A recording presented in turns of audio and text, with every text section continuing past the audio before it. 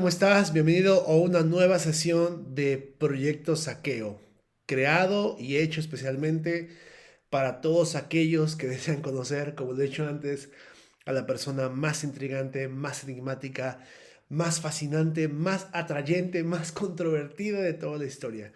Esto es de Jesús y está hecho para todos aquellos que desean creer. Y si tú estás aquí, seguramente deseas creer. Seguramente quieres escuchar más acerca de su mensaje, acerca de quién fue él, acerca de qué es lo que hizo, por qué no está entre nosotros y todos esos detalles. Si no te los quieres perder, te dejo aquí arriba en las tarjetas los videos anteriores que no has visto si es la primera vez que entras al canal, y también por acá abajo en la descripción puedes encontrar mis redes sociales.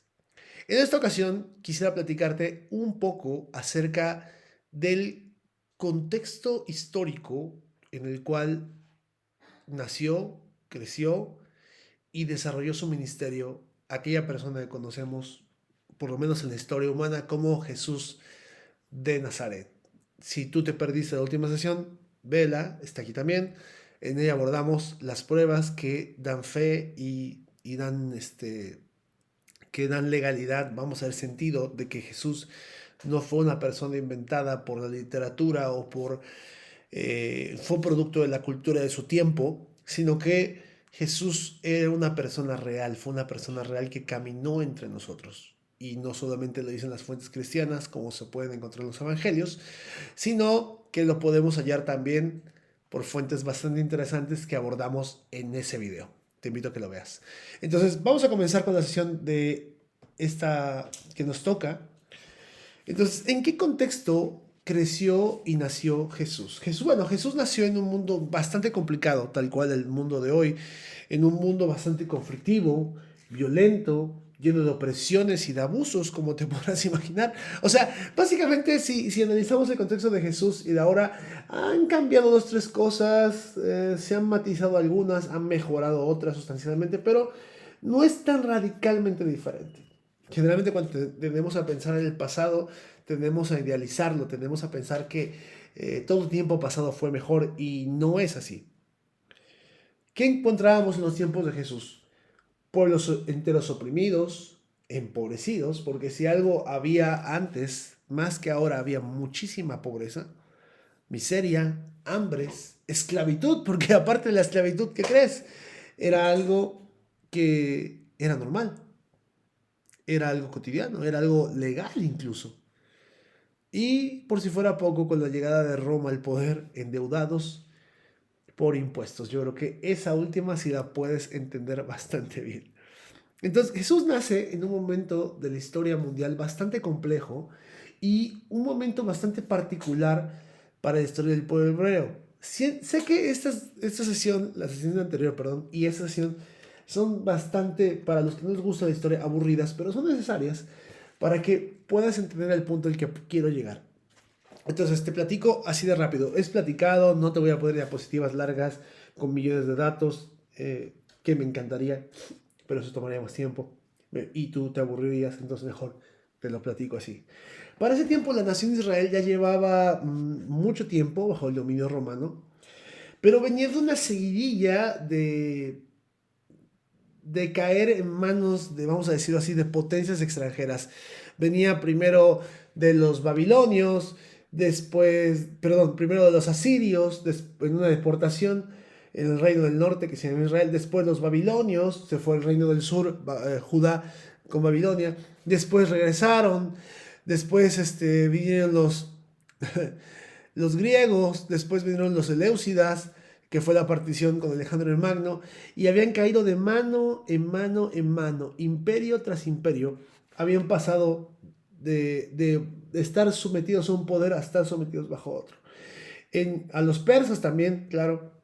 Entonces, habían pasado más de 500 años desde la última vez que ellos se recordaban como un reino en forma, o como un reino autónomo, o sin depender, o sin tener algún vasallaje impuesto, es decir, alguien que le estuviera ahí con el pie sobre el cuello y amenazando su existencia constantemente. Entonces, para el momento en el cual la figura de Jesús de Nazaret aparece, había pasado muchas cosas. Había un contexto muy complejo, como te explico: miseria, pobreza, hambre, esclavitud legal, las mujeres valían nada. ¿Qué más te puedo decir? Israel, como tal, bueno, había pasado, el pueblo israelita o el pueblo hebreo había pasado mucho tiempo bajo dominio de potencias extranjeras. Y eso hacía que la esperanza fuera poca. Es decir, ya para ese momento no crees que había muchísima gente que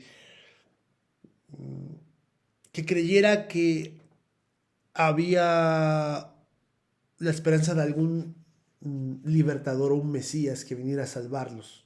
Si bien sabían que había una promesa, eso cambiaba de tanto en tanto. Es decir, ellos conocían, entendían que vendría un momento del cual, algunos creían, algunos no, que vendría un momento en el cual alguien venía a libertarlos de toda esa opresión, de toda la opresión y de todos los pueblos que los habían sometido.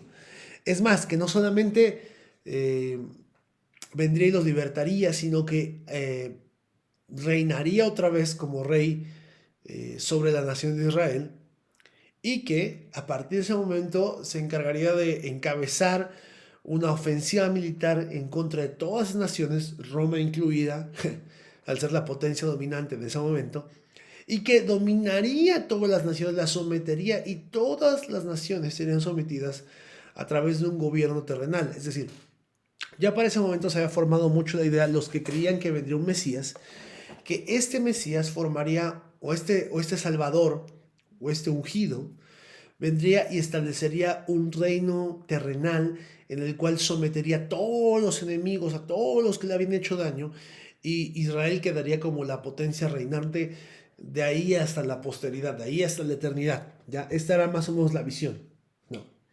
Entonces, sí había una esperanza, sí había como un atisbo de esperanza de que viniera un Mesías e hiciera esto. Es decir, para ellos el que tenía que ser el Mesías tenía que hacer esto, tenía que ser un líder militar que los guiara a una nueva era en la cual Israel gobernaría todas las naciones. Esa era la visión de muchos, esa era una visión política, era una visión religiosa aceptada en ese tiempo. Entonces, Jesús va a aparecer en ese momento. Israel está esperando un libertador, pero está esperando un libertador con tintes bélicos, con tintes militares, ¿no? Y la situación no es muy buena, ni afuera, pero tampoco adentro, porque adentro, no nos equivoquemos, en ese tiempo el pueblo hebreo, o los judíos, si los quieres llamar así, sí esperaban al Mesías, como te decía. Había algunos que guardaban esa esperanza, pero no estaban muy puestos de acuerdo acerca de qué es lo que iba a hacer, cómo lo iba a hacer, y, y de cómo debía de actuar ese Mesías. Estaban más bien divididos, no estaban unidos en esa visión.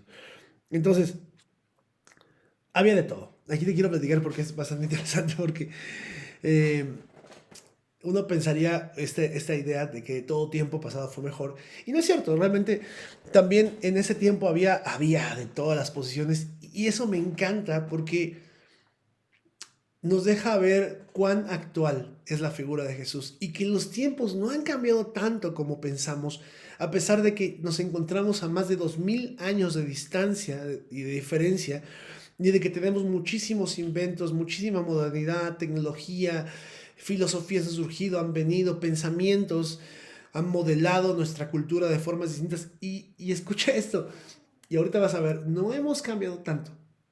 Quiero que escuches esto. Entonces, ¿qué encontramos en esa bolsa llena de gatos peleando que era conocida como Judea, o que era el pueblo judío? Bueno, había de todo. Estaban los saduceos. Era un grupo religioso que no creía en el más allá, es decir, no creía en la otra vida. No, no, no. Para ellos era aquí y ahora. Lo que pasa aquí y ahora es lo que cuenta. Más allá no sabemos ni qué suceda. Para ellos no había ángeles, no había nada, solamente era todo aquí, ¿no? Ellos creían que si tenías muchos bienes y una buena posición política y económica, eso era una señal, un indicador de que Dios estaba contigo, de que había sido aprobado como parte de los amigos de Dios, de los elegidos de Dios. Básicamente eran la aristocracia o la alta alcurnia del pueblo judío. Los que tenían posesiones, derechos, bienes, todo esto, las posiciones políticas preferenciales, eran la élite, ¿no? Social, y estaban enamorados, tenían un idilio con la cultura griega, tanto así que estas élites no hablaban en griego. Entonces, y por si fuera poco, por si te costaba trabajo imaginarlo, ellos trabajaban muy de la mano con el poder político de Roma, el cual gobernaba el área toda conocida como Judea, o toda esa área de Oriente Medio la gobernaba Roma, como te había explicado antes. Entonces ellos trabajaban muy de cerca con ellos, es decir, se llevaba muy bien con ellos. Lo usaban mucho para mantener el control sobre las cosas religiosas, políticas, sobre la población. Entonces, estos eran los saduceos. Eran un grupo religioso que tenía poder, tenía muchos bienes, tenía posesiones, creían en la aquí y en la ahora, no le interesaba la vida más allá, le gustaba tener dinero aquí, poder aquí, y eso era símbolo de que Dios estaba contigo. ¿Estás? Vamos a ver en qué grupo nos podemos identificar, ¿sale? Entonces, al otro extremo del espectro religioso, al otro lado de la balanza, estaba los fariseos. Que este grupo era muchísimo más modesto. Este grupo no se movía en las élites, no se movía en los círculos sociales de clase alta, sino todo lo contrario, se movía, vamos a decirlo así, en los sectores más populares, más humildes. Se movía en las sinagogas, no se movía en el templo de Jerusalén, se movía en las sinagogas. Y era muy conocido por su estricta devoción religiosa y sus prácticas. Es decir, ellos estaban enfocados en tratar de cumplir al pie de la letra todo lo que se conocía como la ley mosaica, es decir, todo lo que se conocía como lo que seguramente he escuchado como los 10 mandamientos. Bueno, no solo son 10, tienen muchísimos más mandamientos, más de 600 mandamientos, y ellos estaban enfocados en que se cumplieran todos al pie de la letra. Es decir, incluso lo llevaban a otro nivel. ¿Por qué? Porque muchas veces hacían cosas que iban más allá de lo exigido por la ley. Y entre más allá ibas por exigido de la ley, se veía, para ellos era mejor, ¿no?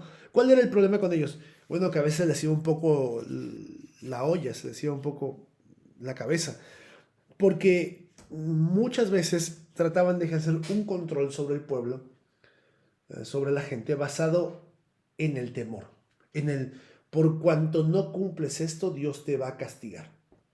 ¿Ya? Entonces tenemos, por un lado, fíjense cómo estaba. Israel ya estaba en un contexto de dominio. Roma estaba sobre ellos. Con todo lo que Roma es y representa, Roma estaba sobre ellos, los gobernaba, les cobraba impuestos, los trataba mal, los veía como un problema, pero ahí estaban gobernando sobre ellos. ¿Ya? Aunado a eso, había un grupo que estaba enfocado solamente ¿cómo se llama? En el poder político. Yo solo me interesa el poder político, las ganancias que puedo hacer. Sí, creo en Dios, creo en todo, pero no me vengas con cosas. La vida es aquí y ahora. No creo en ángeles, no creo en el más allá. Perdón. Entonces, y que se movía en las élites, otro grupo que se movía entre el pueblo y que sí buscaba la devoción, el cumplimiento estricto y restricto de la ley, por lo menos de la ley religiosa, que era la que importaba en ese tiempo en el territorio de Israel. Entonces, estaban así la situación, estaban esos dos grupos, estaban tres grupos: Roma, los saduceos, los fariseos, y ahí estaban. Entre los fariseos y los saduceos se turnaban el control político de la sociedad. Entre ellos dos disputaban, hacían sus trueques, sus negociaciones, ¿ya? Uno gobernaba a través del poder de dinero y otro gobernaba a través de infundir más o menos temor en la población a través de Dios te va a castigar o de hacer valer la ley de Dios. También vamos a encontrar el grupo de los celotes. Los celotes eran básicamente una escisión, salieron de los fariseos, porque eran un ala todavía más radical de decir, ok, somos celote, que habla del celo que tenían por Dios, del celo, celote. Entonces, eh,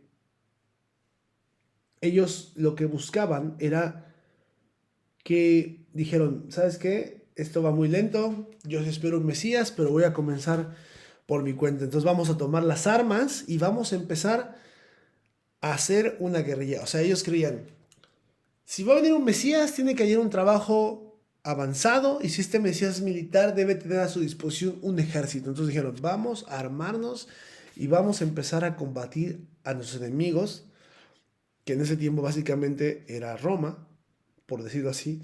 Entonces empezaron a levantar a gente, entrenarla, incluso entrenaron sicarios, asesinos, para, para hacerse del poder. O sea, ellos creían que la única forma de liberar a Israel y que el Mesías pudiera gobernar era a través del uso de la violencia, ¿ya? Era a través del uso de la fuerza y de las armas, como realmente Israel iba a ser libre. Fíjate, entonces tenemos tres grupos ya bastante interesantes. Uno elitista, otro religioso celoso, muy estricto, eh, muy inflexible, y otro todavía más que también buscaba romper con este gobierno de las potencias extranjeras en Israel, pero a través de la vía de la violencia, el uso de la fuerza y de incluso de asesinatos y de estabilizar un grupo bastante interesante. Digo, cada grupo es mucho más complejo de lo que te estoy contando, pero obviamente en un video no te lo puedo contar todo. No sería, te estoy dando así lo más esencial. También no hay que olvidar que existían los herodianos. Oye, ¿y quiénes son esos? ¿Quiénes eran los herodianos?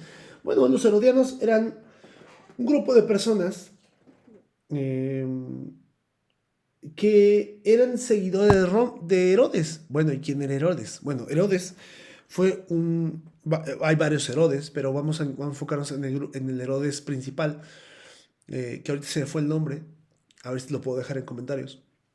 Herodes, hubo un momento en la historia, persona, era una persona que era un idumeo, era de un pueblo que no era judío, vamos a decir, que no era israelita, no era hebreo. ¿Ya?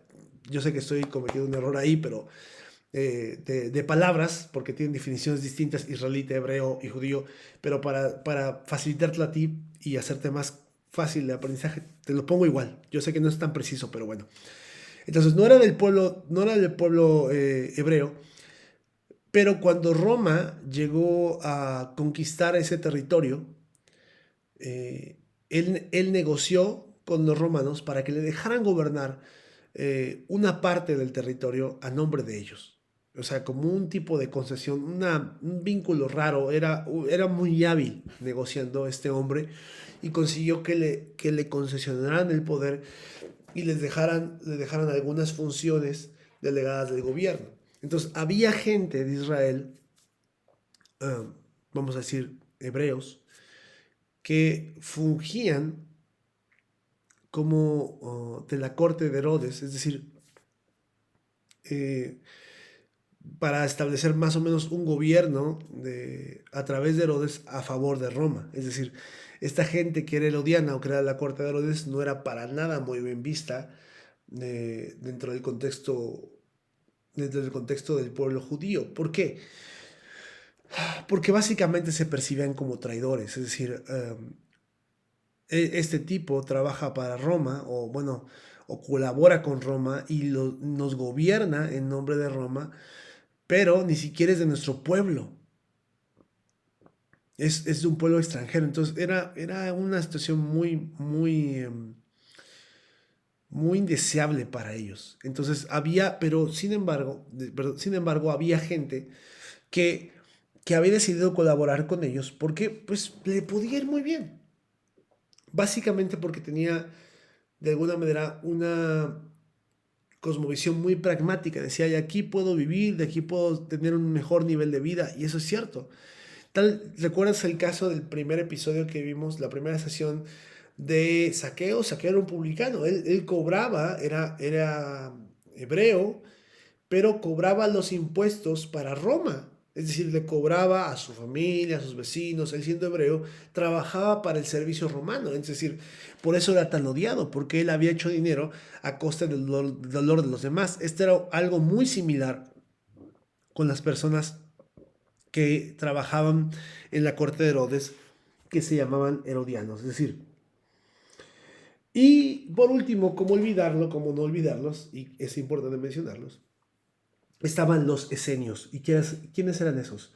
Bueno, los esenios eran un grupo de personas que se convencieron de que la única forma de agradar a Dios era viviendo lejos de todos. Es decir, estos eran ascetas. Esos eran llevaban una vida ascética, es decir, alejada de todo el mundo, porque interpretaban que toda la forma de vida de la sociedad que se llevaba en ese momento los contaminaba con Dios y los metía en un estado de pecado. Es decir, todo era pecaminoso. Entonces dijeron, como todo es pecaminoso, mejor me alejo. Entonces, ¿qué hicieron? Hicieron comunidades aparte y en medio del desierto y sin apego a bienes materiales, es decir, llevaban una vida comunitaria, de trabajo, de lectura, de oración, pero alejado de todo. Incluso muchos de ellos renunciaron a casarse, no se casaban y no tenían ninguna relación con nadie en la ciudad. Estos eran los esenios. Entonces, fíjate, tenemos ya varias posturas bastante interesantes aquí, ¿no? Te lo estoy diciendo para que puedas espejear, para que puedas ver esto con lo que tenemos hoy. No, no me dirás que no es muy parecido a lo que tenemos. Élites poderosas que viven en el aquí y el ahora y que solo quieren negociar para su propio beneficio y que creen que el tener riqueza y poder es todo y que eso es símbolo de que Dios está con ellos o de que la vida les sonríe, vamos a dejarlo así. Tenemos gente religiosa devota que no voy a cuestionar su deseo de agradar a Dios, su deseo de vivir una vida santa o una vida apegada a las normas, vamos a decir, divinas o las que entiende como divinas, pero que no solo, no por eso no deja de imponer una especie de yugo, una especie de juicio sobre los demás, de exigirles, de aún infundir temor en otros de que si no viven de cierta forma van a ser condenados. Tenemos también a otras personas como los esenios, que dicen yo me alejo de todo y me recluyo y me voy al monte y no tengo contacto con nadie porque todo está mal aquí, no puedo ni trabajar, no puedo desarrollar una vida, no puedo hacer absolutamente nada. Tenemos también, ¿a quién más te dije? Te dije a los herodianos, claro. Los herodianos eran ese grupo de poder que dijo, bueno, pues la única forma de vivir es pegado a estas personas y sacan rédito también a través del dolor de otros. Y están también aquellos que se rebelan contra el sistema y dicen, no, todo está mal, entonces yo voy a tomar las armas, yo voy a tomar la fuerza y voy a cambiar las cosas por mi mano. Ojo acá, todos estos eran del pueblo hebreo. Saduceos, fariseos, celotes, herodianos, esenios. Bueno, Herodes no era idumeo, pero bueno, pero gran parte de su corte seguro sí. Y todos estaban, tal vez todos tenían una idea de quién era el Mesías prometido, o tal vez algunos ni deseaban que viniera, o ni creían que iba a venir. ¿No te parece que, para la redundancia, se parece un poco al mundo en el cual vivimos hoy? Yo siento que sí. Incluso yo pienso que me identifico más con el tipo de personas que son los fariseos. Personas devotas con Dios, devotas de Dios, que quieren conocerlo, quieren agradarlo, tratan de cumplir todas sus vidas, pero acaban imponiendo temor en los demás. Creo que me identifico más con ese grupo. Eh, no porque yo lo sea ahora o porque... Pero creo que todos tenemos una tendencia a alguno de esos grupos. Y en medio de esos grupos aparece un invitado en la fiesta que no esperaban. Porque todos ellos tenían, vamos a decir, su idea de quién era Dios, su idea de lo que se debe de hacer, su idea de cómo se debe de vivir, de cómo se debía gobernar, de cómo debía ser la sociedad. Y el personaje invitado es un niño que nace de una familia que no tenía muchos recursos, que provenía de un pueblito, que era uno de los pueblos más rurales, analfabetas, menos destacados de la época en el territorio de, de Judea o de Galilea, según lo quieras ver, digo, para ser más preciso, de Nazaret, un pueblo que la gente dormía con sus animales afuera al monte, casi casi, o en el establo vivían personas y animales. Un pueblo del cual era la broma. ¿Acaso puede salir algo bueno de Nazaret? Un niño nace en una familia que no es rica, que no es poderosa, que no tiene mucha acceso a enseñanza o a cultura eh, fastuosa o filosofía o ni siquiera una enseñanza religiosa. Nace un niño de unos padres sencillos, una familia sencilla, en medio de un pesebre en un pueblo llamado Belén. Y ese es el invitado especial en esta fiesta que nadie esperaba. Jesús, el hijo de una mujer cuya, si tomamos al pie de la letra el relato bíblico, era una mujer que se descubría en que estaba embarazada, podría tener una consecuencia muy alta al estar desposada. Y de un hombre que tuvo que aceptar a esa mujer embarazada. Se comienzan a romper todos los patrones. Y tienen ese niño. Jesús, un hijo de un hombre sencillo, una mujer sencilla, él un carpintero. Y se especula y se sabe que es muy probable, por la formación que tenían los hijos en ese tiempo, que él también incursionó en la carpintería. Qué interesante, ¿no? No un filósofo, no un gran genio, no alguien con un pensamiento muy abstracto, no alguien que tuvo enseñanza religiosa, alguien completamente fuera, vamos a decirlo así, digo, no me gusta mucho porque sé que está muy de moda esa frase, completamente fuera del sistema. Y es real, era completamente fuera del sistema. Hay varias cosas que decir de Jesús en este punto, porque, y esto es fascinante, ¿no? Porque, ¿cómo piensas tú a Jesús?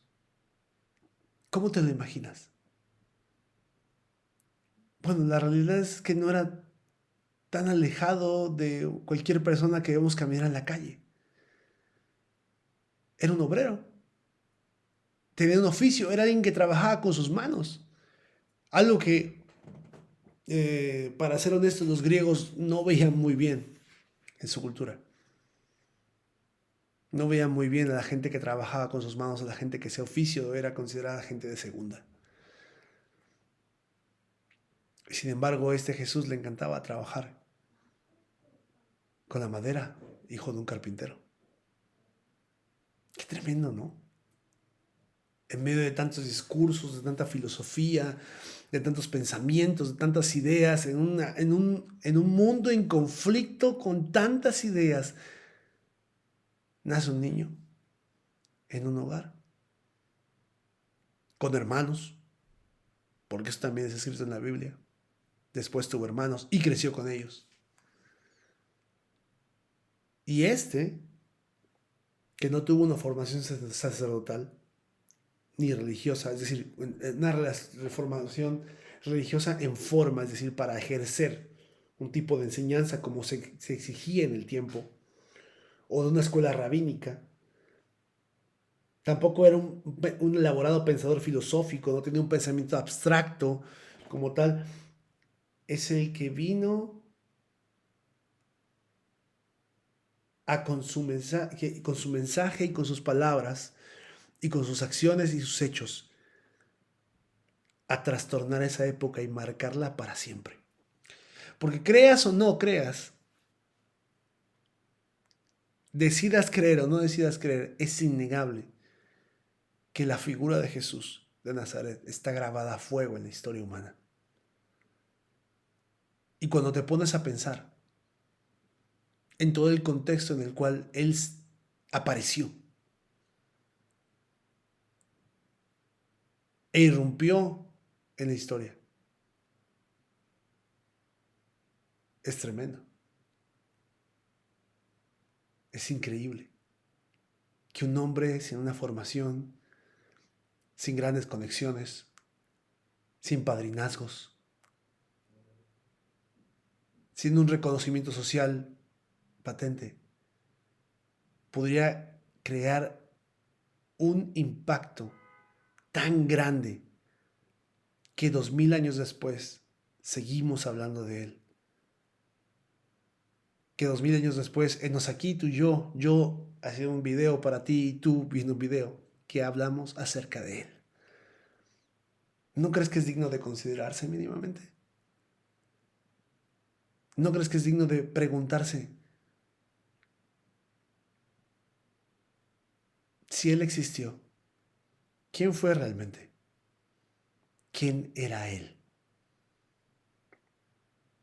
Y esa es la pregunta que vamos a estar abordando en las siguientes sesiones. ¿Cómo este hombre sencillo pudo impactar al mundo? ¿Y qué es lo que realmente buscaba? ¿Sale? Entonces le vamos a dejar por aquí en esta ocasión y nos vemos en la siguiente sesión. Chao.